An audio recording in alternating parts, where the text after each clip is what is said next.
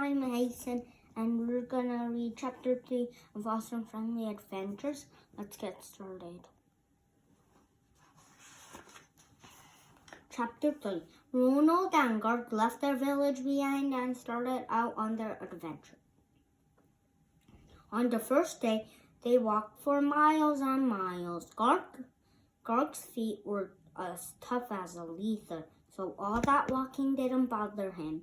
But Ronald's feet were soft and tender. From spending most of his time indoors, and he got a blister on his heel after a few hours and needed Garg to carry him. That night, Garg and Ronald pitched their tents and sat by the campfire.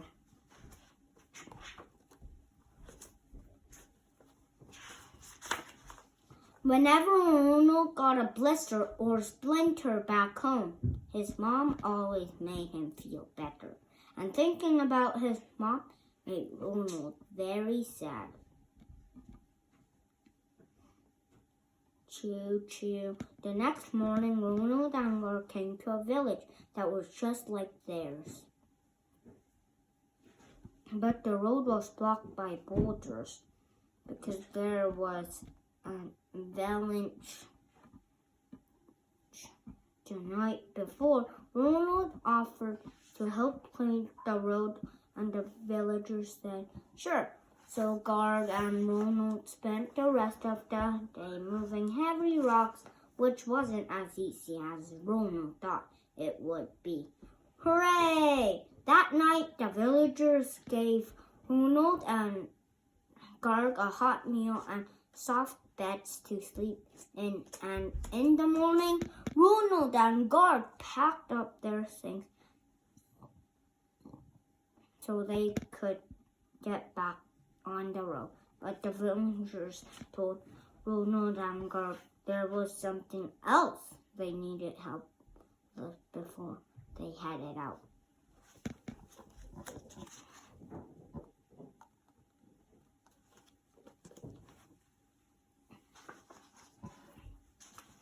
The villagers said the stables were a total mess because nobody had cleaned them in years. So they asked Ronald and Garg if they could tidy the place up a little bit, and that was a hard work too. Hooray! It took a lot longer than Ronald expected, and by the time they were done, it was nighttime again. And Ronald and Garg slept very long that night because all the cleaning had totally whipped them out. But by the morning, the villagers had a whole list of things for them to do. And since Ronald liked to be helpful, him and Garg stuck around for another day. Scrap, scrap. Hooray! Sometimes the villager asked Ronald and Garg to do stuff that Ronald thought the villagers should have been able to do themselves. Hooray! But whenever Ronald mentioned that to the villagers, they always said the same thing. We don't know how. And even after Ronald taught them how to do something, they still didn't get it. But if you're thinking, gosh, those villagers were pretty dumb. Well, remember, this is back before schools were invented. So there were a lot of things people didn't know, even their thoughts. Ronald really wanted to get going. He stayed and kept helping out in the village because he knew that would make him mom proud.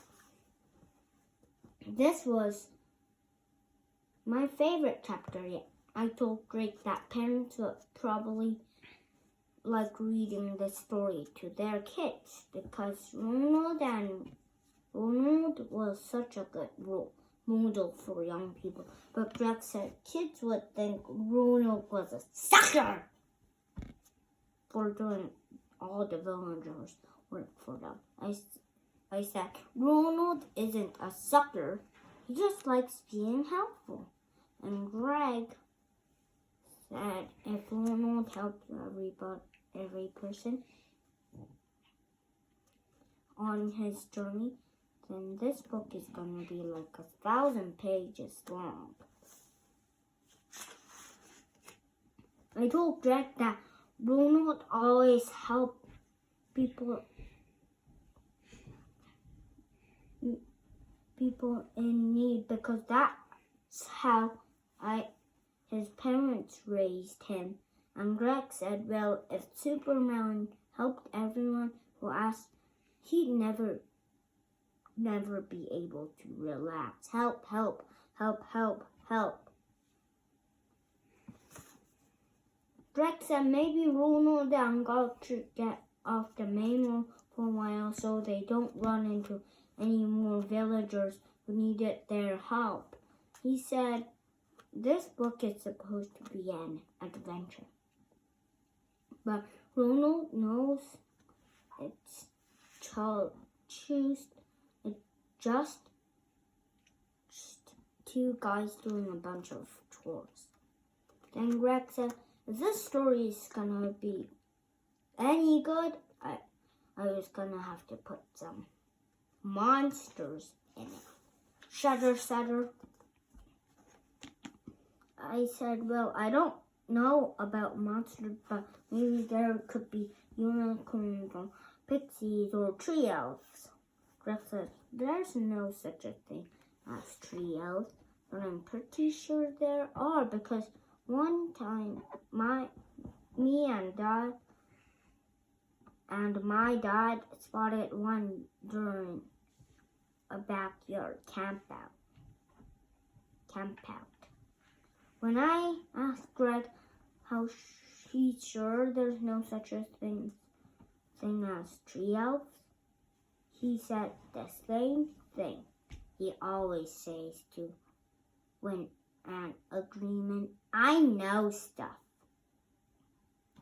Greg said, if I'm gonna put pixies in the story, then there should be trolls too, because trolls eat pixies. Toss.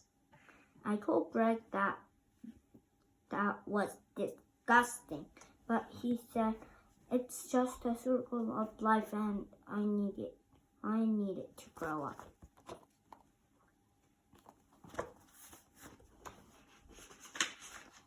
Chapter 4. Today I'm done reading and I'll read tomorrow and I'll see you next time. Bye.